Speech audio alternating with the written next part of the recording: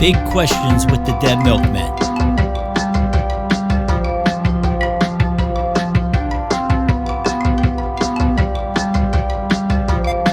Welcome to Big Questions, the fourth of the song challenges. This one was my idea, basically. I called it the 4-track challenge, and it's my idea. It's a collaboration, an effort of collaboration between all of us. So we're all on all of the songs. So there are 4 new Dead Milkmen songs, essentially. There are 4 new Dead Milkmen songs. I think they should all be nominated for Grammys, maybe sweep the Grammys, maybe the MTV Video Music Awards as well. Grammy is an insult heaped upon us by an idiot.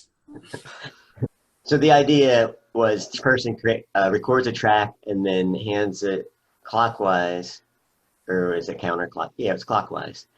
But it doesn't really matter. However it is. Not the way we are. Geographically, I guess, clockwise. Depending on how you read a clock. Not a digital clock. So it's going to require a lot of editing. So we each basically end up on all the tracks, but we each get to start one, and the person who started the song mixed the song and made the video for it. So I started the song that ended up being called "Why Do People Lie." I made the drum beat and the vocoder thing for it, and then handed it over to Dan, who... Oh, let's play the clip, and then we'll talk about it later. Let's play the clip now. Why should we keep you in? Because I'm trying to remember what I did on that track, but go ahead. I can tell you. Why do people lie? Why do people lie? Why do people lie? Why do people lie? Say, you've lost weight. You look great in that outfit. You know what? You haven't changed a bit. Me? I go to the gym like 5 days a week.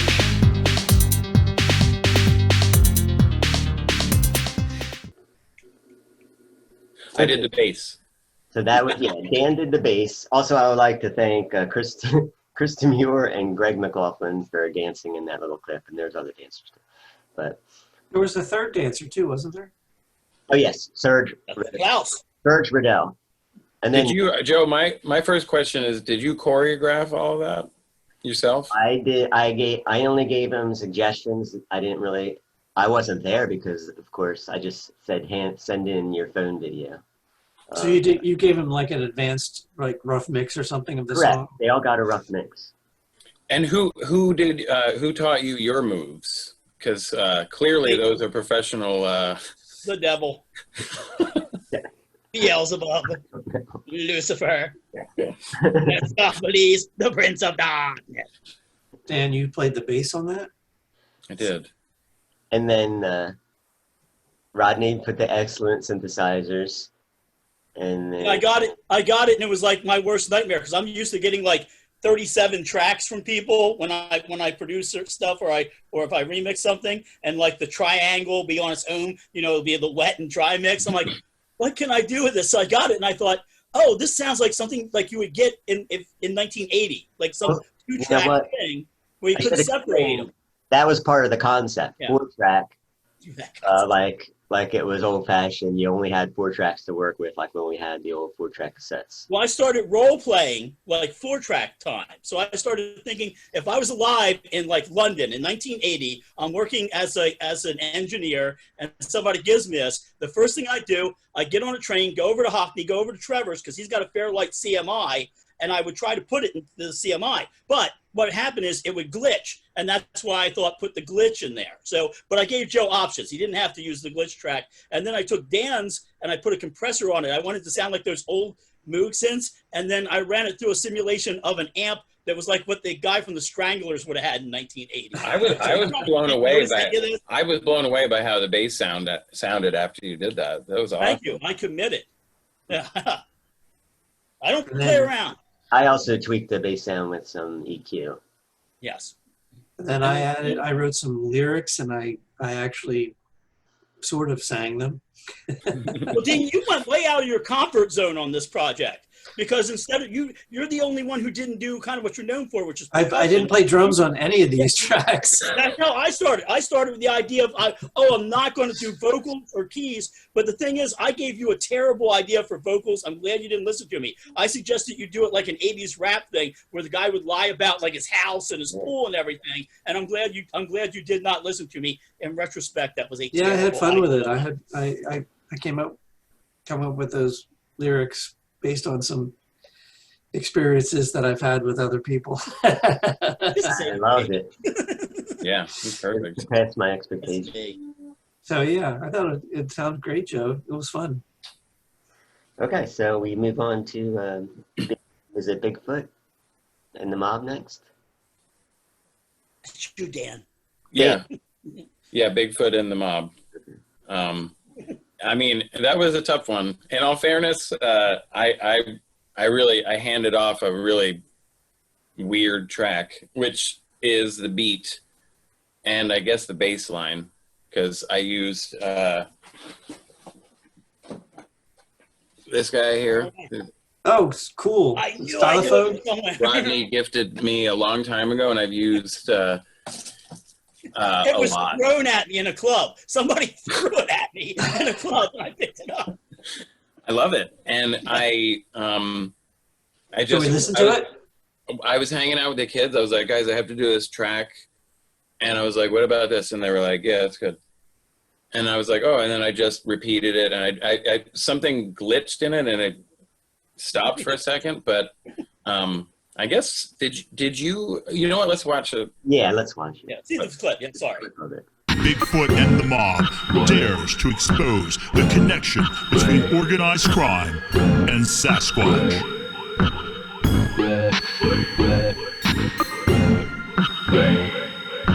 Bigfoot and the Mob presents clear and incontestable evidence proving beyond the shadow of a doubt that for decades the underworld has been using Bigfoot as well as other cryptids as hired muscle, drug couriers, and yes, my friends, even.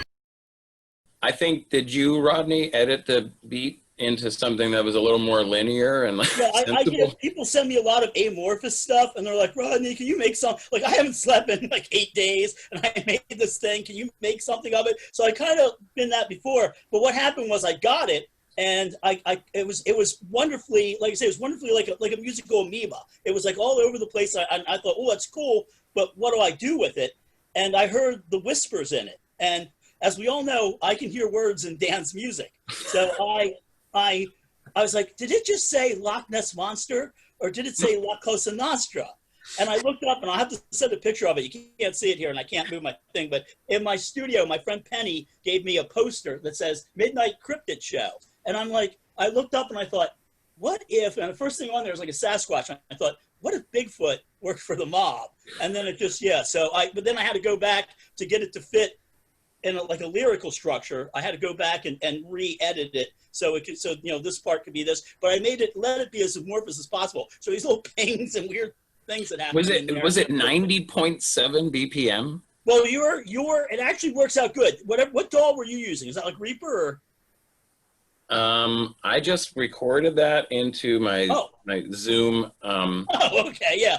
portable, and then I just put it into Audacity, and I didn't even. There's a thing called. After I sent it, I was like, "Oh my god, I didn't get a BPM for that. I didn't even like follow anything. I just was like."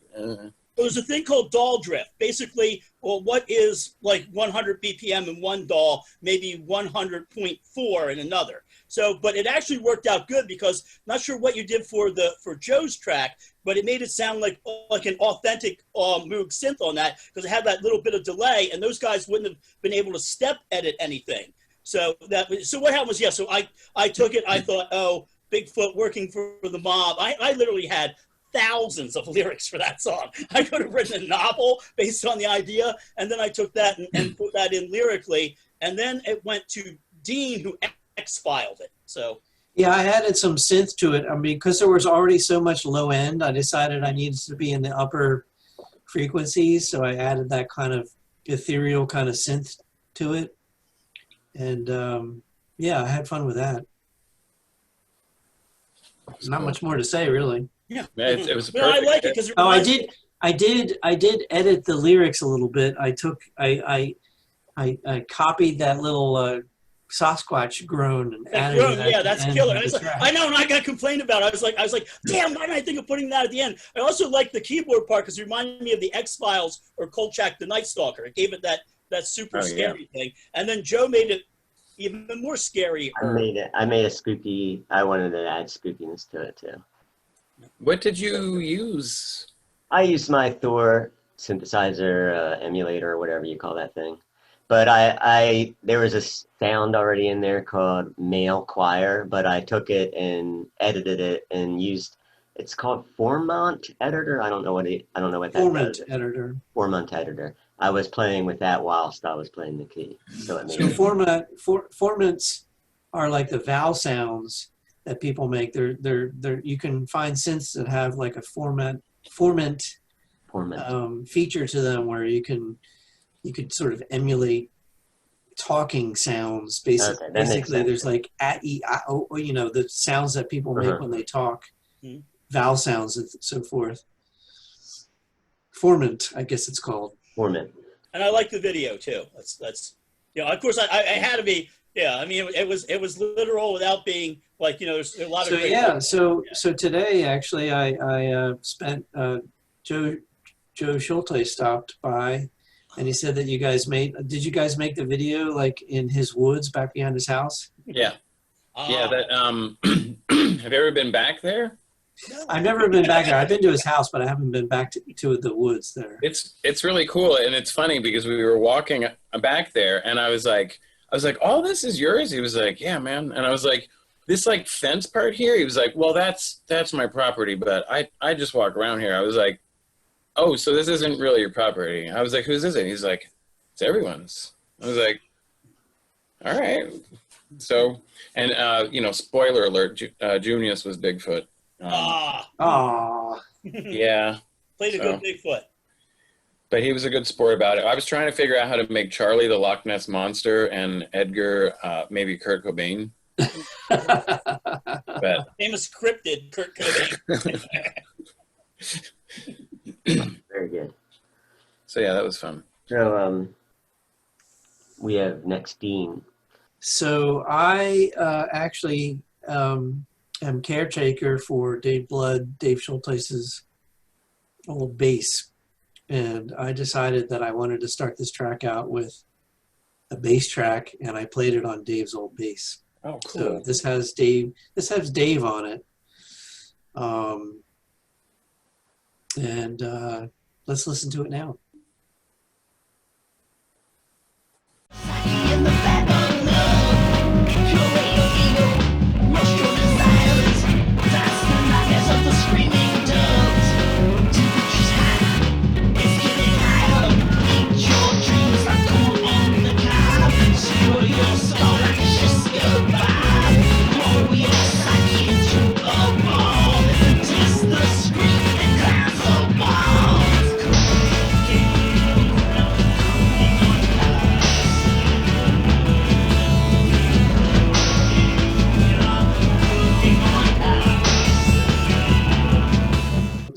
So I kind of wanted to do like, well, as Rodney pointed out earlier, I didn't want to play drums. I wanted to do something totally different, and I've been doing a lot of synth stuff lately. So I just picked up the bass and I came up with a couple of riffs and I tweaked them a little bit and put them together, and I sent it off. And I think Joe, I wanted it to be, I wasn't sure what it was going to be, but I know it would start out sort of like a more traditional, maybe quote unquote punk rock song, and it sort of turned out to be that. I think it would be awesome if we actually tried to like perform this one live as a band. I don't know, it might work. I don't know. Totally, yeah. So Joe, I think you got it next, right?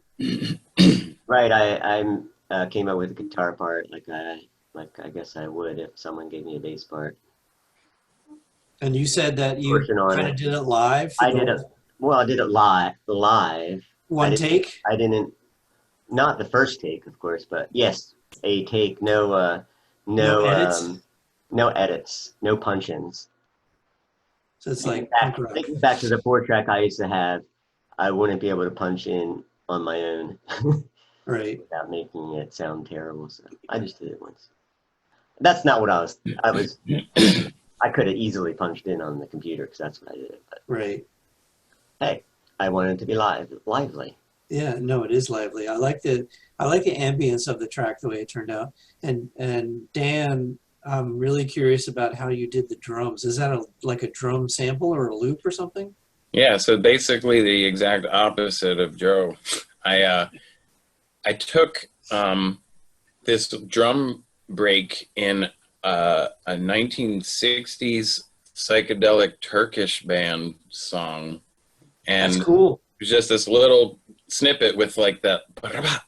I mean, it had that, and then it had that. So I basically took those two, and because I don't go through the process of like actually learning how to use programs, and I just like train wreck through it. Then I stick to it, you know? Like, I don't know what that's all about, but with Audacity, so I just took those samples and I lined them up as best I could with the bass and the guitar.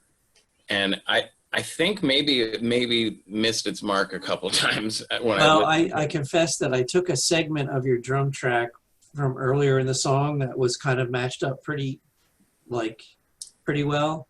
And I kind of pasted it and used it 2 times later in the song so that it would match up a little bit better. Oh, good. Yeah, because I didn't really notice it until later that it seemed like maybe it kind of slipped off for a second. Yeah, it kind of got a little out of wonk.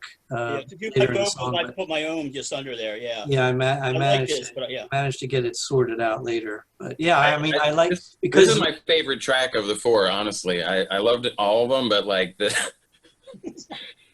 I love this one. I don't know. But the way the bass is and Joe's your guitar has a lot of reverb and stuff on it, and then the drum track, I guess because it's like a 1960s like live recording or something, also has a lot of room sound on it. It has a very live feel, and then Rodney's vocals. Well, what happened was I think I dropped the ball on this a little bit. I'm not crazy about what I did vocally, although I do like in the chorus where I took the chorus and reversed it and put it under there and threw a lot of effects.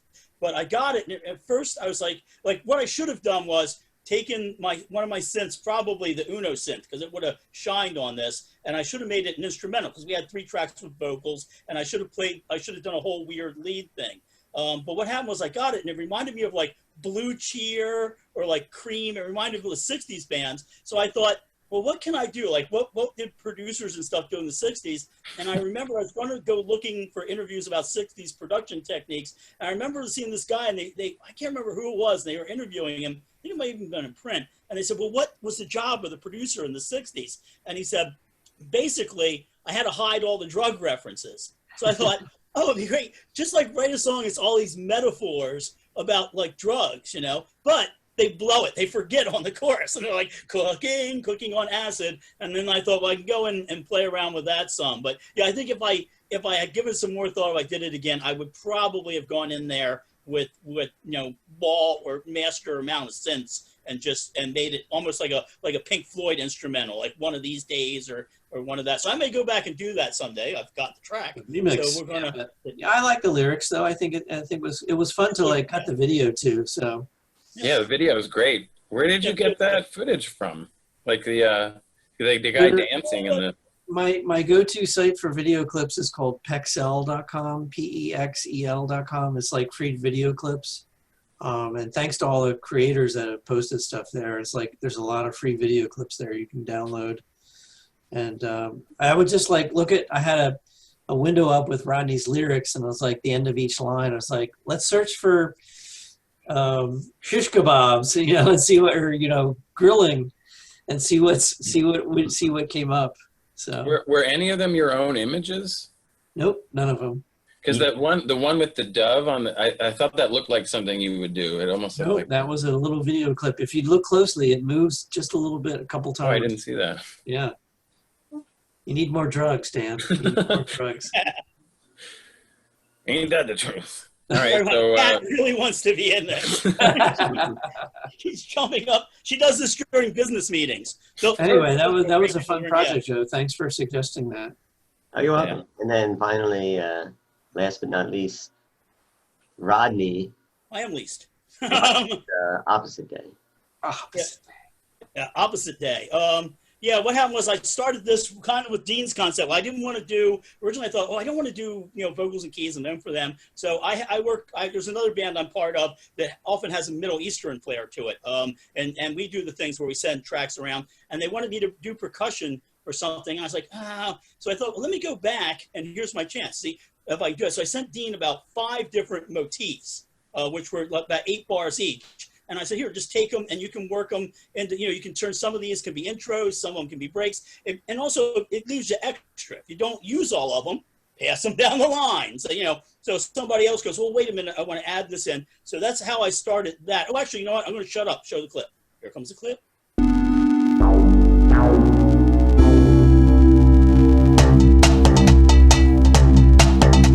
The opposite of gay is plain. The opposite of straight is bent. The opposite of pleasure is pain. The opposite of received is sent. The opposite of dark is light. The opposite of light is dense. The opposite of... Yeah, so basically that was, I started with percussion and then I passed it to Dean. So yeah, I took Rodney's little, they're like 8-bar segments of the percussion stuff. And I started playing around with arrangements. It's like, does this work as an intro? Does this work as like a quote unquote verse and stuff? And it's interesting because I had a whole sequence planned out, and I you know what? I want to sit on this for a day. And I came back the next day and I kind of wiped the whole thing and started from fresh. And somehow I just set up a bunch of random things. And I plugged a synth in. I played synthesizer on this one. And I was kind of just noodling around. The intro to it was kind of me just getting the sound level and figuring it out. And then once it kind of got rolling, I kind of came up with the pattern and things that I played for the different sections. But when I went back, it was I kind of like that little intro. I want that to be separate from the rhythm stuff. So I moved all the rhythm track over, and I just had the synth kind of lead in, and once the song got started, then we kind of got rolling with the rest of the rhythms and the rest of the track. So it was an interesting process. Yeah, it was quite a different arrangement, not the typical arrangement. And I got it that way, and I decided to put vocals on it. Figured, hey, this is my chance to have a vocal. And funniest thing is Victor, my son, used to always talk about opposite day and tease us about it at home. Right, it's it's from childhood. Several years ago, Rodney asked me if I could write a song or a lyric that in the style that I did back in the pre-Dead Milkmen days of Dead Milkmen. And I don't think I ever did that then, but I was thinking of that again, and I was thinking, hey, I could give that a shot. So that's what I was aiming to do. I also came across an old Mennonite, a book that describes Mennonites. And I think it was from the 40s maybe. And it said that it described them as being plain, not gay. And I thought, it made me think that the word gay had it had a completely different meaning back then. And then I was thinking, well, that's the opposite. If the opposite of gay is plain, then it just got me going onto the opposites. What did you say the opposite of fight was? Fight? Did I say fight? Oh, I thought you said something. I thought there was a dirty word in there. I thought he said fuck, but is it hug? I thought he said, like the band, yeah. There's no dirty words. It's hug, isn't it? The opposite of hug is fight? Yes, that's it. Yeah. Okay, because I thought the same thing. I thought you said the opposite of fuck. That's hug. It's just the way I... You guys have dirty minds. But that's good. I'm glad that you heard it that way. Oh. Yeah. A lot of people Well, thanks will. for ruining it for me. I'm sorry. Dan, then I you won't touch put- base on that. Oh yeah. Yeah.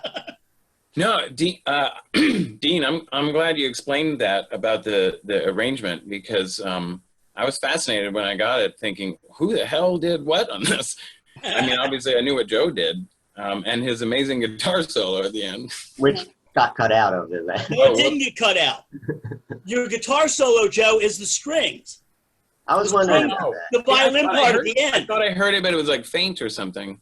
No, I took his guitar solo. I didn't want to just throw it out because I knew he worked hard on it, but it just sounded a little dissonant. And I took it and I fed it into the piano roll, and then I assigned it. I found a nice violin, assigned it to that, and then once that was in, I knew I needed to have strings in a couple other places. So I added the psycho sound of the strings on the chorus, and then what I did was I thought there's that line in there where he says the opposite of music is Dead Milkmen, and I thought, oh, well, then what I'm going to do is I'm going to arrange these other parts for a string quartet. So that's how the string quartet wound up in there.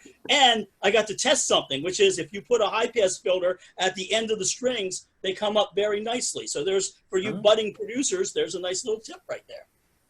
Well, yeah, it's so when I was trying to come up with the bass line, I thought I'm going to play off of what the keys are doing.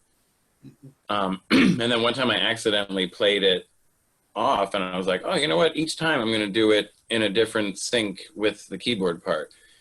But Dean, I'm curious, when you were arranging it, did you have something in mind with that section where the chorus comes in, where he says it's opposite day? Because you stop the keys and it's just that really cool, like, double pattern kind of thing the drums are doing.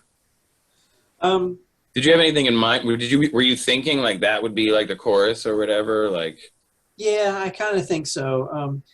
If I remember correctly, I think there's kind of like a weird, like, it's kind of like 5 against 4 against in the verses. There's like 5 cycles of the keys against 4 patterns of the drums. It's a kind of an interesting juxtaposition of the keys against the rhythm kind of thing, which might have, I don't know, maybe that made it more interesting for you to play against. I don't know.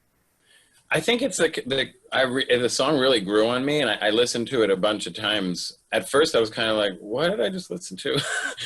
But I think it really is an interesting song. And the video, of course, is... Well, it sounded to me, the lyrics sounded like, it kind of like Get Smoochy or something, where if you took a children's show host, he said, all right, look, you got 3 minutes till you're on, you got to write this song. And the guy just had it. So I thought it immediately sounded like a children's show. So that's why there's little bits of Candle Cove in there. And then, then it was on fire. So yeah, it's just, the idea was... Our last week's show about phobias or whatever or something. Or, Yeah. Yeah, it was a couple weeks ago.